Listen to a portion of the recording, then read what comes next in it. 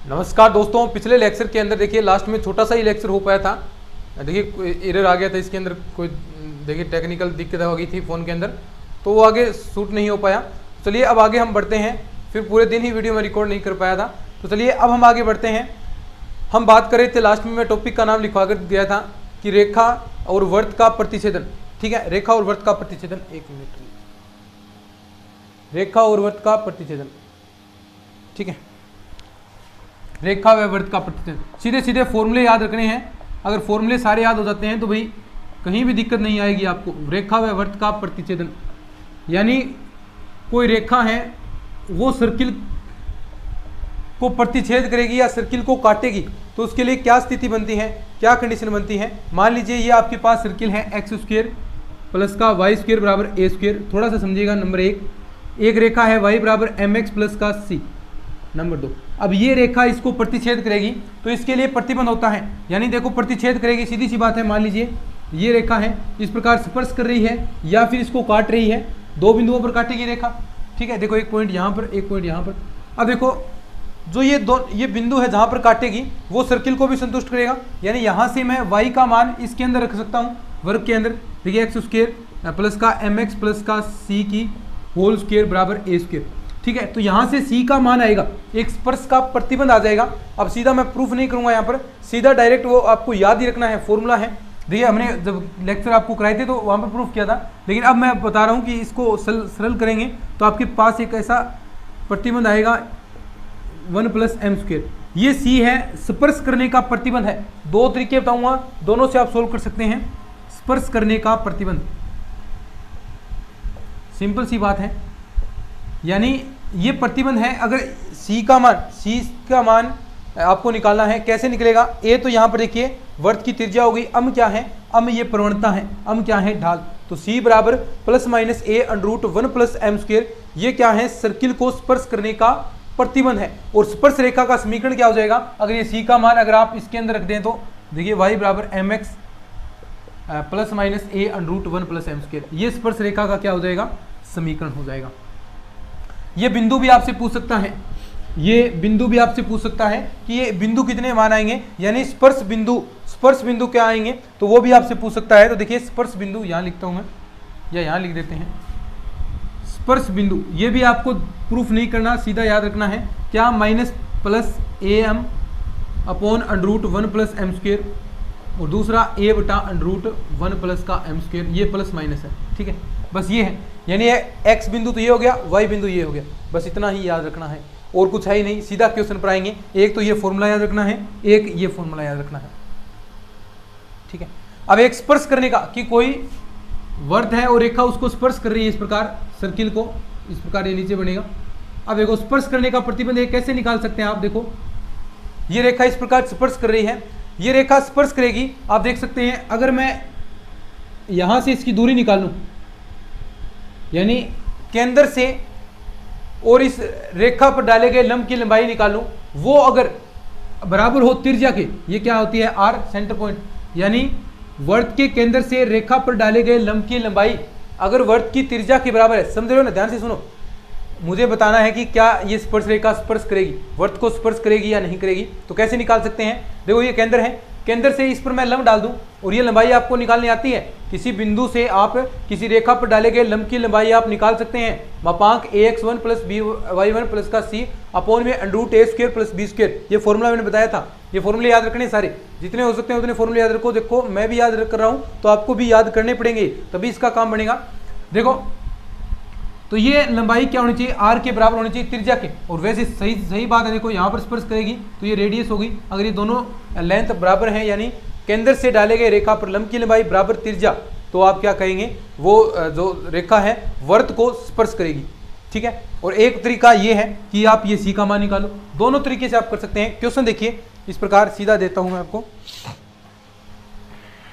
एक क्वेश्चन करेंगे, फिर उसके बाद नेक्स्ट टॉपिक, थोड़ा थोड़ा हम एक दो क्वेश्चन करेंगे। ये कि थोड़ा सा बड़ा टॉपिक है भाई सर्किल आपका, तो इसकी प्रैक्टिस आप और कर लेना अच्छे से, लेकिन सारी चीज़ मैं आपको करवा दूंगा, ये पक्की बात है। क्वेश्चन एक दो कम हो सकते हैं, रिवीजन है, बाकी क्लासेस के अंदर तो बहुत सारे क्वेश्चन मैंने कराए थे। रेखा 3x + का 4y, देखो इसके बाद रीजन में ही मैं वो चीज़ ऐड करूंगा प्रवल्य, क्योंकि प्रवल्य मैंने टॉपिक करवाया नहीं था, क्लासेस रिकॉर्ड थी, तो वो सीधी सीधी आपको रीजन के अंदर ऐड हो जाएंगी। तो बिल्कुल अच्छे तरीके से प्रवल्य आपको समझाया मैंने, वो भी देख लीजिएगा। प्लस लैम्डा बराबर 0, लैम्डा बराबर 0, वर्त x square plus y square बराबर 9 की स्पर्श रेखा हो तो, वर्त एक्स स्क्वायर प्लस का वाई स्क्वायर बराबर 9 की स्पर्श रेखा हो तो लैम्डा बराबर क्या आएगा, यानी लैम्डा का मान निकालना है। अब सिंपल सी बात है, सारी चीजें आपको पता है। देखिए कैसे निकाल सकते हैं। सबसे पहले तो देखिए आपको, देखिए स्पर्श प्रतिबंध आपने फॉर्मूला पढ़ा है, सी बराबर क्या होता है, plus minus a under root 1 plus m square. ठीक है, यहां से सी का मान निकाल सकते हैं क्या, सी कौन सा आएगा, देखो ये रेखा है, पहले रेखा है, ये रेखा को y बराबर एम एक्स प्लस सी के रूप में कन्वर्ट करना पड़ेगा आपको, उस रूप में कन्वर्ट करेंगे फिर सी का मान मिलेगा। यहाँ से a का मान कितना है, देखो त्रिज्या कितनी है 3, तो यानी 3 यहाँ पर रख दें, तो सारी चीजें तो हैं, सी का मान है। अम निकाल सकते हैं इस रेखा का ढाल माइनस एक्स का गुणांक अपॉन वाई का गुणांक, ऐसे करके निकाल सकते हैं। देखिए सारी चीजें निकालते हैं, पहले मैं इसको कन्वर्ट करता हूँ। तो पहले आप देखिए ये निकालिए, माइनस एक्स का गुणांक माइनस 3/4, ये तो अम का मान आ गया, समझे ना, माइनस एक्स का गुणांक बटा वाई का गुणांक, तो माइनस 3/4 तो आ गया आपके पास अम का मान, माइनस 3/4 किसका आ गया, अम का मान। ठीक है, अब इसको y बराबर एम एक्स प्लस सी में कन्वर्ट करते हैं। तो देखिए 4y बराबर माइनस का 3x माइनस का लैम्डा, 4 का भाग दे दो, माइनस 3/4x, देखो ढाल भी आपके पास आ गया, देखो अम का मान यहाँ से पता लग रहा है ना आपको, माइनस लैम्डा/4।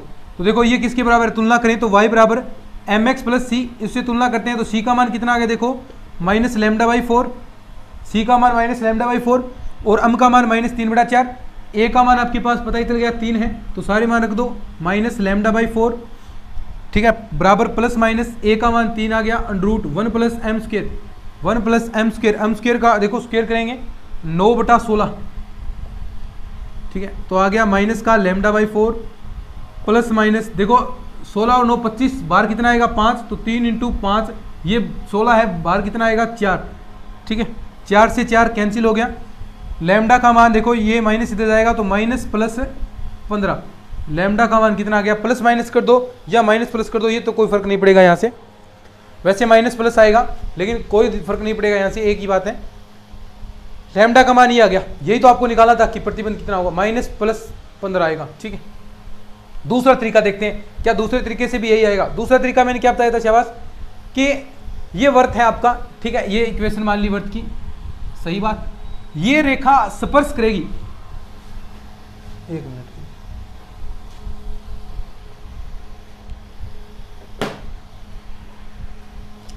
ये रेखा इसको स्पर्श करेगी यहां से इस प्रकार, कब करेगी, जब देखो इसका सेंटर पॉइंट ये केंद्र है, केंद्र से इस पर रेखा पर डाले गए लंब की लंबाई, यानी रेखा पर लंब डालेंगे, निकालना आता है, लंब की लंबाई अगर इस वर्त की त्रिज्या के बराबर है तो क्या कह सकते हैं आप कि वो प्रतिबंध आपके पास आ जाएगा वहां से, क्योंकि दोनों चीज बराबर है तो वो प्रतिबंध आप लगा सकते हैं। तो देखो यहाँ पर लैम्डा का मान ये आया है, अब हम देखेंगे कि क्या हमें वास्तव में वो मान मिलता है या नहीं मिलता। तो वर्त का केंद्र मुझे बता दो कितना है, 0,0, वर्त का केंद्र कितना है, 0,0, केंद्र कितना है 0,0, ये है आपका केंद्र। त्रिज्या ए का मान आपके पास पता ही है 3 है, देखो यहां से 0,0 से इस पर डाले गए लंब की लंबाई 3x plus 4y plus lambda बराबर 0 पर डाले गए लंब की लंबाई, डाले गए लंब की लंबाई बता दो कितनी आएगी, ax1, ऐसा ही तो करते हैं, ax1 यहाँ पर देखिए ax1 ये है, यहाँ पर टोटल पहले तो पूरा इक्वेशन लिखते हैं 3x प्लस का 4y प्लस का लैम्डा, नीचे क्या लिखते हैं, अंडर रूट ए स्क्वायर प्लस बी स्क्वायर, ए का मान 3, ये 4, तो ये हो गया 16 प्लस का 9 25 हो गया। अब देखो इसमें बिंदु गुजारते हैं हम, 0,0 जहाँ से गुजारे हैं ये बिंदु गुजारेंगे इसके अंदर, तो ये बिंदु गुजारेंगे, देखिए क्या आ जाएगा, यहाँ पर लैम्डा बचेगा, लैम्डा/5, ठीक है, बराबर देखिए बराबर है कितना, त्रिज्या के बराबर यानी 3 के बराबर होना चाहिए, तो 3 के बराबर, यहाँ से अगर देखिए हम मपांक हटाते हैं तो प्लस माइनस का लैम्डा/5 बराबर 3, और यहाँ से देखिए हम निकालेंगे वैल्यू, तो लैम्डा का मान आ गया, देखो ये चिन्ह इधर जाएंगे तो माइनस प्लस 15, बोलो यही तो मान निकाला था। अब जो आपको सरल लगे, जो आपको सरल लगता है वो कर लीजिए, मेरे को तो ये सरल लगा भी क्योंकि हमने बार बार ये चीज़ें पढ़ते आ रहे हैं, तो ये कर लीजिए, या फिर उसमें क्या दिक्कत है, सी बराबर क्या है प्लस माइनस ए रूट 1 प्लस एम स्क्वायर, इतना ही तो याद रखना है, कोई सा भी कर सकते हैं। और क्वेश्चन आता है ऐसा एग्जाम के अंदर, बहुत बार आया है अभी। ठीक है, लिखो इसको, आगे बढ़ते हैं। तो आगे ऐसे ही क्वेश्चन है 2-3, तो आप प्रैक्टिस कर लेना इनकी। अब आगे देखिए, अब आएगी कुछ चीज़ें, इंपॉर्टेंट चीज़ें आएंगी, महत्वपूर्ण चीज़ें। क्वेश्चन 100% यहाँ से बनेगा। देखिए कैसा क्वेश्चन बनता है उसके बारे में भी हम बात करेंगे, और निश्चित तौर पर आप कह सकते हैं कि क्वेश्चन यहाँ से आपका एग्जाम के अंदर आने वाला है। आगे आता है आपका स्पर्श रेखा का समीकरण, यानी 3-4 समीकरण आएंगे, सीधे के सीधे आपको याद रखने हैं और कुछ नहीं है उसके अंदर, कोई लॉजिक नहीं है। एक एक करके हम बात भी करेंगे उनके बारे में, लेकिन एक सारणी बना देता हूँ सीधी, ताकि वो चीज़ें आप याद रखें। तो सबसे कुछ सूत्र हैं, सामान्य सूत्र, सारी चीज़ें समझ में आएगी, थोड़ा सा सुन लेना।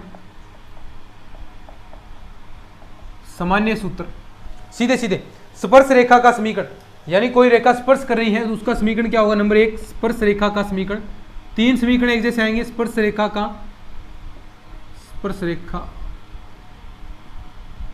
का समीकरण, एक तो ये रहा। दूसरा स्पर्श जीवा का समीकरण, एक एक बात करेंगे अपन कि स्पर्श जीवा कौन सी होगी, ये भी हम बात करेंगे। नंबर 3 ध्रुवी का समीकरण, या ध्रुव का समीकरण कह सकते हैं, ध्रुवी का समीकरण। तो ये 3 चीजें हैं, तीनों का फॉर्मूला देखिए एक ही है, तीनों का फॉर्मूला कोई सा भी दे दे, ये आपको यहां काम नहीं आएगा, ये आपको प्रवल्य के अंदर भी काम आएगा, दीर्घवृत्त के अंदर भी काम आएगा, अति प्रवल्य के अंदर भी काम आएगा। कोई सा भी क्वेश्चन हो, सबका तरीका एक जैसा, तो ये होता है t बराबर 0। अभी इनकी शब्दावलियों को परिभाषित करूंगा कि t का मतलब क्या होगा, s1 का मतलब क्या होगा, रूट s1 का मतलब क्या होगा, बस एक बार आप सुनते जाइए।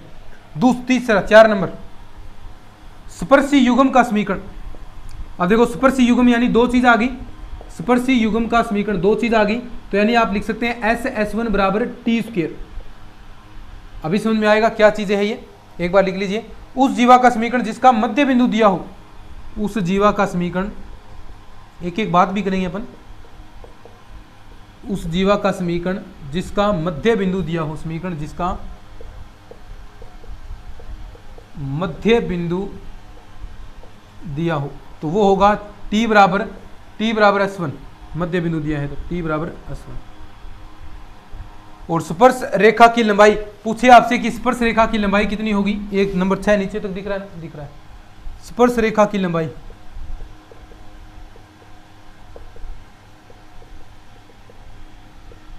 t बराबर रूट s1।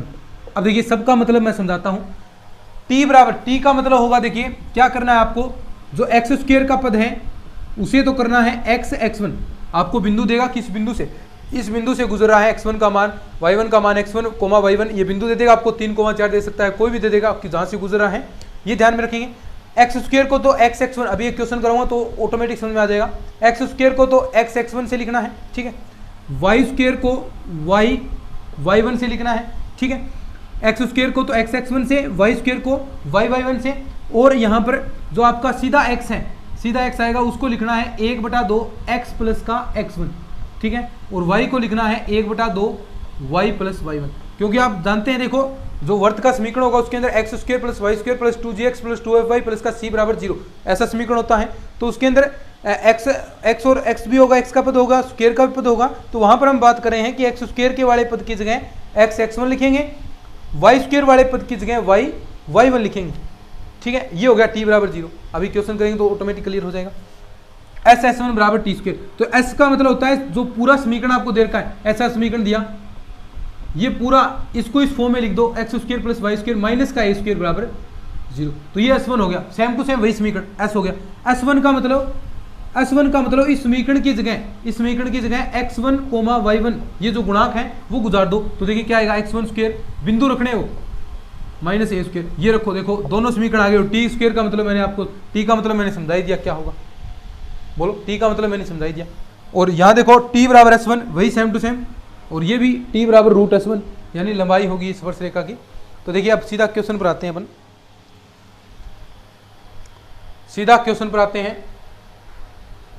लिख लो इसको, फिर आगे बढ़ते हैं।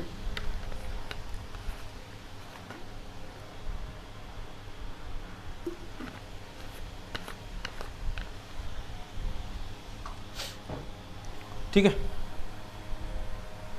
अब देखो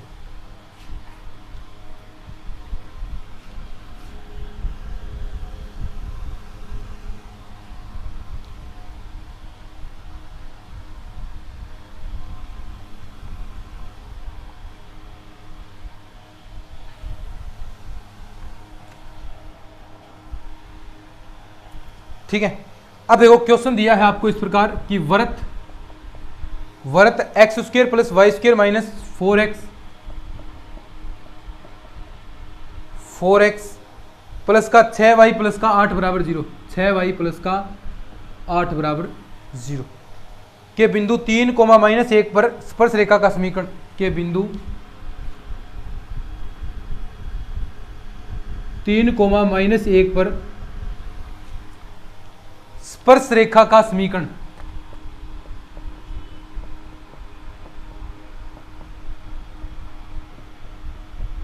ठीक है,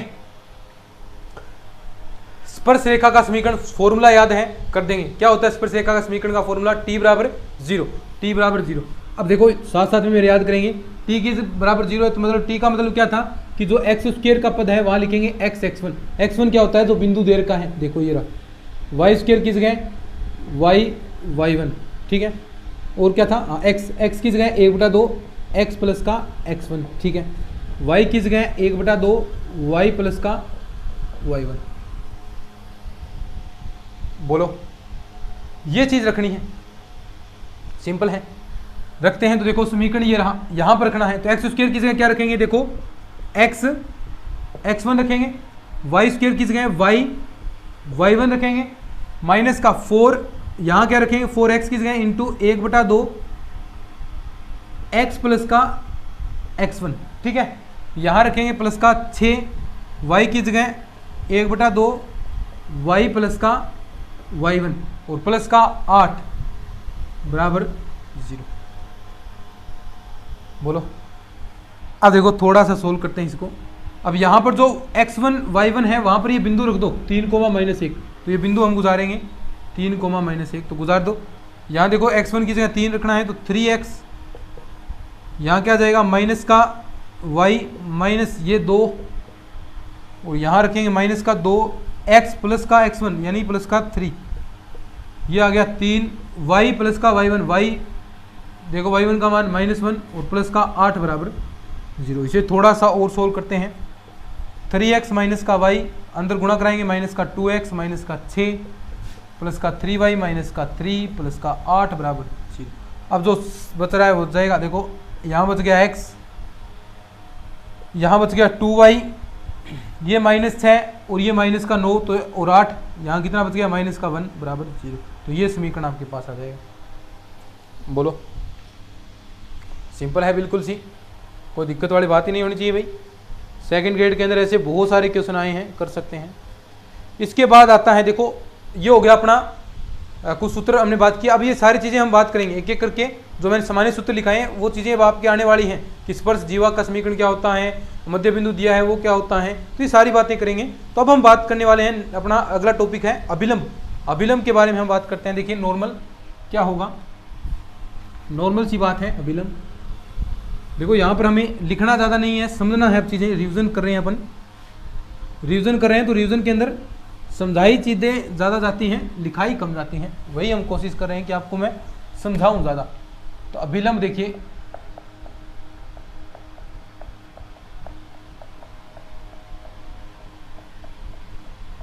अभिलंब नॉर्मल, अभिलंब नॉर्मल है, ठीक है। देखिए क्या होगा, ये सर्किल आपके पास, ठीक है। यहां से इसको क्या है? ये स्पर्श रेखा, ये स्पर्श रेखा स्पर्श कर रही है। अब अभिलंब क्या होगा? देखो इस स्पर्श रेखा जहां पर स्पर्श कर रही है, जहां पर ये स्पर्श रेखा स्पर्श करेगी, इसके लंबवत, देखो इसके लंबवत ये रहा, लंबवत गुजरने वाले रेखा का समीकरण, लंबवत गुजरने वाले रेखा का समीकरण, ये क्या होगा? अभिलंब होगा आपका। ये क्या है? स्पर्श रेखा। यहां पर आपको एक बिंदु भी देगा जहां से गुजर रहा है x1, y1, ठीक है। अब देखो याद रखना है, अभिलंब है वो सदैव वर्त के केंद्र से गुजरता है। अभिलंब है वो सदैव वृत्त के केंद्र से, ये x, y होगा। अभिलंब है वो सदैव वृत्त के केंद्र से गुजरेगा, ये बात लिख सकते हैं आप डेफिनेशन। तो देखिए लिखने की जरूरत नहीं है कि वृत्त की स्पर्श रेखा के लंबवत गुजरने वाली रेखा, लंबवत गुजरने वाली रेखा को क्या कहते हैं? अभिलंब कहते हैं। और अभिलंब सदैव कहां से गुजरेगा? अभिलंब सदैव वृत्त के केंद्र से गुजरेगा। अभिलंब सदैव वृत्त के केंद्र से गुजरता है। अभिलंब सदैव कहां से गुजरेगा? वृत्त के केंद्र से गुजरेगा, ये बात आपको ध्यान में रखनी है। अब कैसे, देखो क्वेश्चन आएगा कि अभिलंब का समीकरण निकालें, तो कैसे ज्ञात करोगे? देखो एक तो चीज आप ऐसे निकाल सकते हैं, देखो एक बिंदु आपको ये दिया है, ये ना भी दिया हो तो भी देखो इस बिंदु से निकाल सकते हैं, क्योंकि एक बिंदु आपको यहां पर दिया हुआ मिलेगा, वृत्त का केंद्र दे सकता है। दूसरा स्पर्श रेखा इसके लंबवत है, तो यानी इन दोनों का ढाल, दोनों ढालों का मान देखो m1 m2 बराबर -1 आएगा। यहां से इस रेखा का हम ढाल निकाल सकते हैं और इस प्रॉपर्टी से इस अभिलंब का ढाल आ जाएगा। तो ढाल आते ही ढाल आ गया और आपके पास एक बिंदु आ गया, तो वृत्त का समीकरण जो रेखा है या जो अभिलंब है उसका समीकरण ज्ञात कर सकते हैं बड़ी आसानी से। दूसरा तरीका एक और कि एक ये केंद्र बिंदु निकाल लो सर्किल के, ये निकाल लिया। एक बिंदु आपको ये दे रखा है, तो दो बिंदुओं से गुजरने वाले रेखा का समीकरण निकाल सकते हैं ना, गुजरने वाले रेखा का समीकरण, तो वो प्रॉपर्टी लगा दो, तो आपके पास किसका आ जाएगा? अभिलंब का समीकरण। दो बिंदुओं से गुजरने वाले रेखा का समीकरण सब जानते हैं। ढाल कैसे निकलेगा? y2 - y1 upon x2 - x1, y - y1 बराबर m इंटू x - x1। यही तो हम पढ़ते आए हैं, देखो ऐसा ही तो हम पढ़ते आए हैं। कैसे? y - का y1 बराबर y2 - का y1 अपॉन x2 - का x1 और x - का x1, तो यही तो होता है दो बिंदुओं से गुजरने वाले रेखा का समीकरण, यही होगा। ठीक है, अब देखो क्वेश्चन देखते हैं इससे रिलेटेड। ये तो टॉपिक हो गया अपना, अब क्वेश्चन करते हैं इससे रिलेटेड कि आपको समझ में आया है कि नहीं आया, ये भी चीज जरूरी है।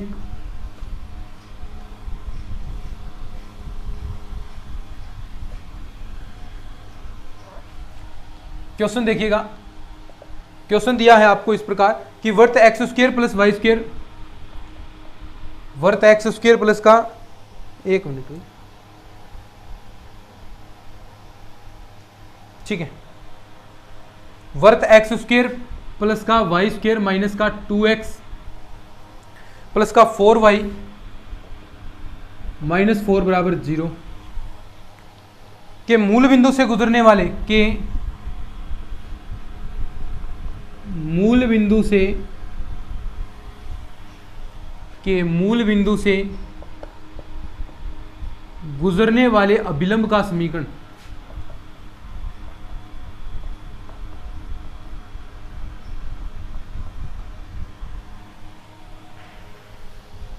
के मूल बिंदु से गुजरने वाले अभिलंब का समीकरण। बोलो निकाल सकते हो क्या?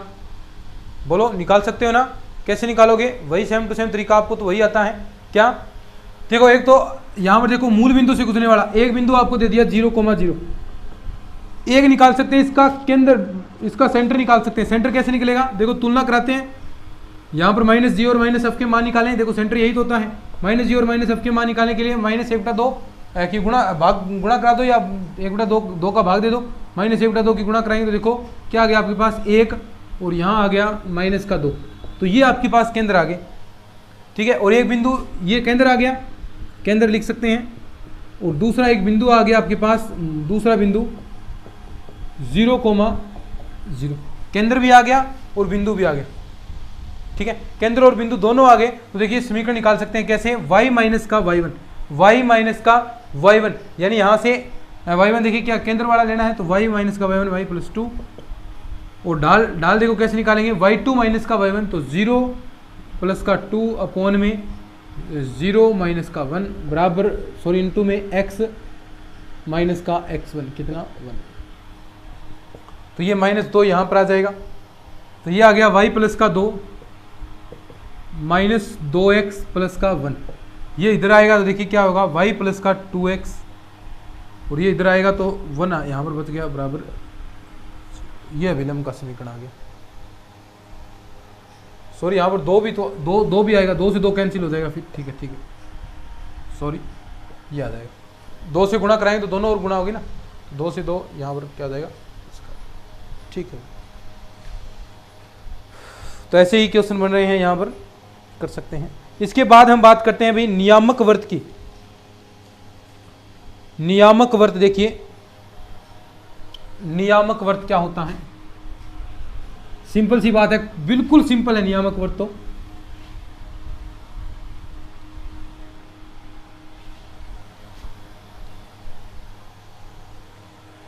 देखिए ये आपके पास सर्किल है, तो किसी वर्त की दो लंबवत स्पर्शी रेखाओं के प्रतिच्छेद बिंदु से गुजरने वाले वर्त का समीकरण क्या कहलाता है? नियामक वर्त। ये देखो इस प्रकार हम बनाते हैं इसको थोड़ा अच्छे से, ठीक है। ये देखिए यहां से कि किसी लंबवत गुजरने वाली, ठीक है, ये दो स्पर्शी रेखाएं होगी, ठीक है, दो लंबवत स्पर्शी रेखाएं, दोनों लंबवत हैं, और इसके जो प्रतिच्छेद बिंदु है यहां से गुजरने वाला ये जो समीकरण होगा ये क्या कहलाएगा? आपका नियामक वर्त, ठीक है। वर्त बना नहीं होगा लेकिन ठीक है, आपको समझना है।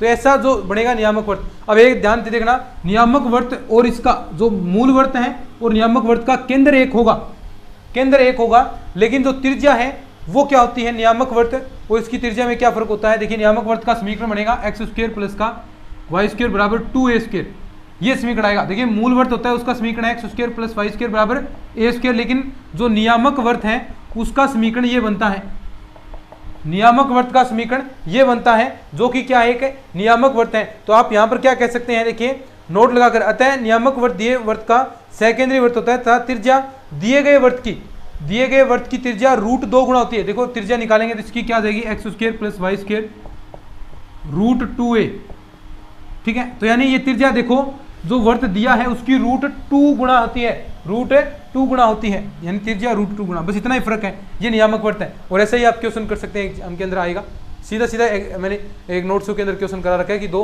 लंबो स्पर्शी रेखाओं से गुजरने वाले नियामक वर्त का समीकरण। तो कोई दिक्कत नहीं, देखो सारी चीजें के अंदर तो यही होगा, ये जो सेंटर है यही सेंटर होगा, और ये त्रिज्या है वो √2 लगा दो आगे, बस कोई फर्क नहीं है। तो ये नियामक वर्त हो गया। आगे देखिए स्पर्शी जीवा का समीकरण, स्पर्शी जीवा का समीकरण, ठीक है। देखिए स्पर्शी जीवा क्या होगी? स्पर्शी जीवा का समीकरण मैंने अभी बताया था कि t बराबर 0 होता है, स्पर्शी जीवा का समीकरण। तो ये क्या है आपके पास? सर्किल, ठीक है। यहां से आपके पास कोई बिंदु है, यहां से दो स्पर्श रेखाएं इस प्रकार आ रही हैं, देखो ये स्पर्श करेगी यहां पर, ठीक है। एक स्पर्श रेखा यहां से इस प्रकार आ रही है, ठीक है। अब देखो इनकी जो जीवा है वो मान लीजिए ये है, ये रही जीवा, ये स्पर्शी जीवा है, यानी दोनों स्पर्श रेखा बिंदुओं को स्पर्श करने वाली जीवा, ये क्या होगी? स्पर्शी जीवा। और इसका समीकरण क्या था? अभी मैंने बताया था स्पर्शी जीवा का समीकरण t बराबर 0। स्पर्शी जीवा का समीकरण कितना होता है? t बराबर 0 होगा। ये आपका पॉइंट हो गया P, x1, y1 हो जाएगा, ठीक है। ये आपकी स्पर्शी जीवा होगी। अब इसकी लंबाई पूछ सकता है आपके पास, स्पर्शी जीवा की लंबाई कितनी होगी? तो देखिए यहां पर मान लीजिए इसका केंद्र बिंदु है, सेंटर पॉइंट, तो इसको मैंने ये रेखा मिलाई, तो ये दूरी कितनी होगी? त्रिज्या ही होगी वर्त की, r होगी। ये भी कितनी होगी? r होगी। अब यहां से मैं लंब डालता हूं, स्पर्शी जीवा का समीकरण निकालो। स्पर्शी जीवा का ऐसे समीकरण निकल गया। अब इस पर मैं इस बिंदु से, केंद्र से x, y से डाले गए लंब की लंबाई p, ये निकाल सकते हैं ना अपन, लंब की लंबाई। देखो किसी बिंदु से रेखा पर डाले गए लंब की लंबाई निकाल सकते हैं। देखो आप p आ गया, r आ गया, देखो ये लंब है आपके पास, 90 डिग्री का कोण बनाएगा, p आ गया, r आ गया। तो ये दूरी आप नहीं निकाल सकते क्या? और ये देखो दो समान भागों में बांट रही है आपको, देखो यहाँ पर दो समान भागों में बांट रही है, तो एक दूरी निकालें और 2 से गुणा कर दें, 2 से गुणा कर दें, तो आपके पास ये डिस्टेंस आ जाएगी। और वो डिस्टेंस कितनी आएगी? स्पर्श जीवा की लंबाई आपके पास आएगी, जीवा की लंबाई।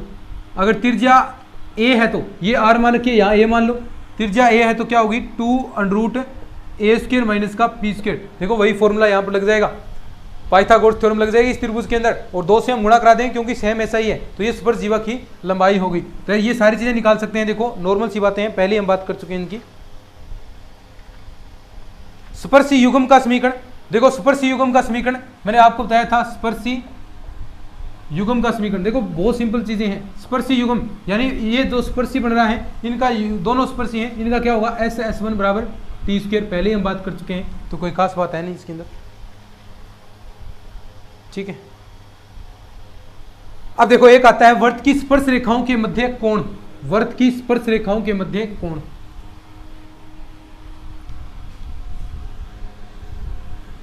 वर्त की स्पर्श रेखाओं के मध्य कोण,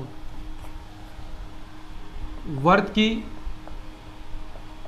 स्पर्श रेखाओं के मध्य कोण कैसे ज्ञात करेंगे? वर्त की स्पर्श रेखाओं के मध्य कोण, ठीक है। ये आपके पास है सर्किल, समझे बात? ये आपके पास कोई बिंदु है, ये रहा, और यहां से देखो ये रेखा स्पर्श कर रही है, समझे बात को? अब देखो यहां पर ये स्पर्श कर रही है, यहां से हमने मान लिया इसका ये सेंटर पॉइंट सी है। अब देखो यहां से स्पर्श रेखा पर ये त्रिज्या निकालेंगे तो ये 90 डिग्री का कोण बनाती है, सब जानते हैं, और ये क्या होगी? आर होगी। यहां से इसको मैं मिला सकता हूं, देखो ऐसे मिला सकता हूं, और देखो एक ऐसी स्पर्श रेखा यहां पर भी बनेगी आपकी, दो बनती है ना। ये एंगल मैंने थीटा मान लिया, ये पूरा कितना हो जाएगा? 2 थीटा, क्योंकि ये एंगल थीटा है तो पूरा ये दोनों बराबर भागों में हमने बांटा है, विभाजित किया इसको, तो ये भी आपके पास आ रहा है। अब देखो ये आपको पता है स्पर्श रेखा की लंबाई, स्पर्श रेखा की लंबाई हमने अभी बात की थी, स्पर्श रेखा की लंबाई कितनी थी? √S1, √S1। अब देखो यहां से आप चीजें निकाल सकते हैं, थीटा के सामने वाली भुजा लंब, ये क्या हो गया? आधार, लंब बटा आधार बराबर क्या हो गया? tan थीटा बराबर, देखिए लंब बटा आधार, तो लंब r बटा √S1, ठीक है। यहां से आप देखिए tan थीटा की वैल्यू निकाल ली, तो थीटा का मान कितना आ गया? tan इनवर्स r बटा √S1, और निकालना कितना है? देखो 2 थीटा, तो दोनों के मध्य कोण 2 थीटा बराबर 2 tan इनवर्स r बटा √S1। तो ये फॉर्मूला याद रखेंगे। पूछ सकता है आपसे क्वेश्चन कि स्पर्श रेखाओं के मध्य कोण कितना होगा?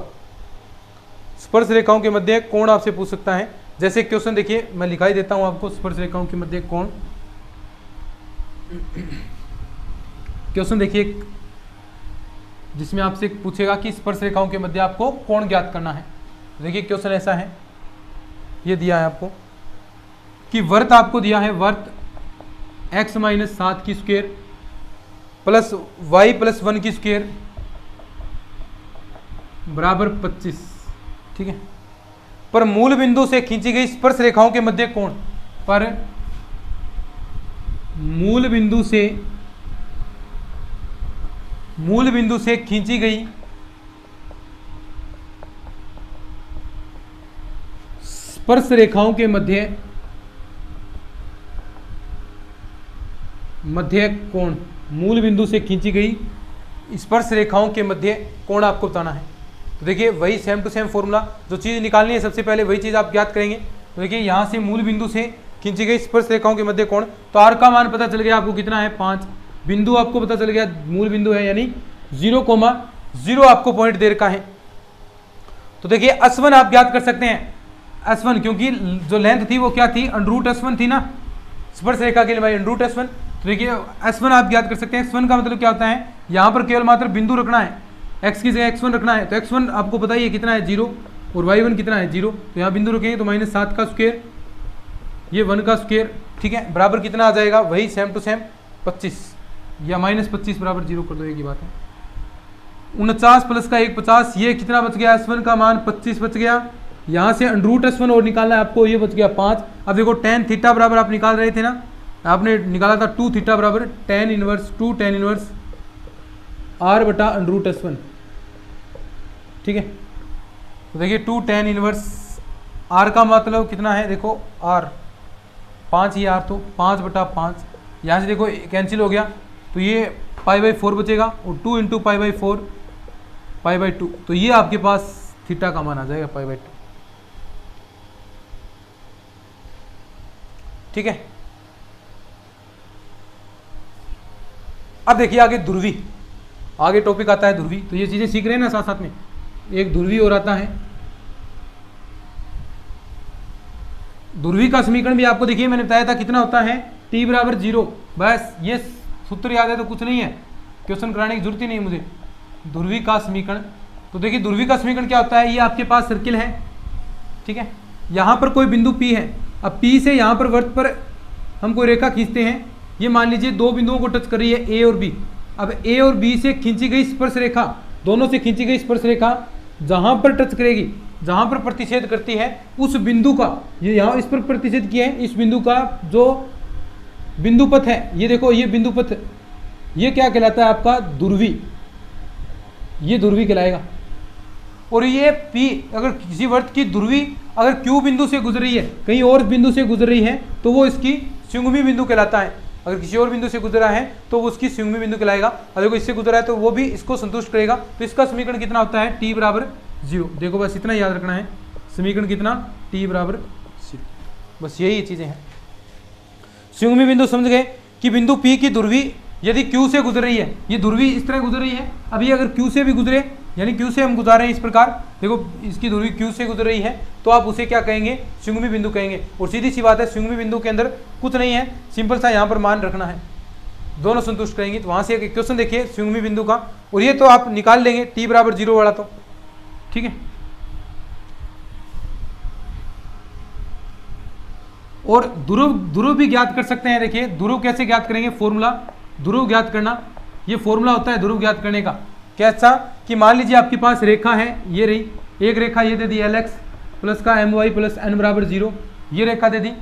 एक वर्त दे दिया आपको x² प्लस का y² बराबर a², ये वर्त दे दिया।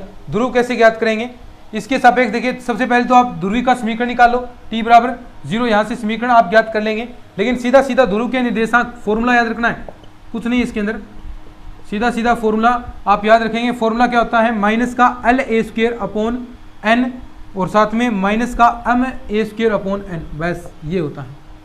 या l का मान देखो ये रहा, a² त्रिज्या होगी, n का मान ये रहा, तो यानी इस प्रकार निकालेंगे तो ध्रुव के निर्देशांक आ जाएंगे। तो इस प्रकार ये आपका हो गया, अभी संयुग्मी बिंदु आपने ज्ञात करेंगे। नेक्स्ट क्लास के अंदर ये पूरा आपका कंप्लीट हो जाएगा, पूरा कंप्लीट हो जाएगा, अच्छे से हम कंप्लीट कर लेंगे। थोड़ा सा ये बड़ा टॉपिक था इसलिए हमें टाइम लगा आज की क्लास के अंदर, 37-38 मिनट हो गए हमें पढ़ते हुए। तो चलिए आज की इस लेक्चर के अंदर इतना ही, मिलते हैं नेक्स्ट क्लास में, तब तक के लिए धन्यवाद। जय हिंद, जय भारत।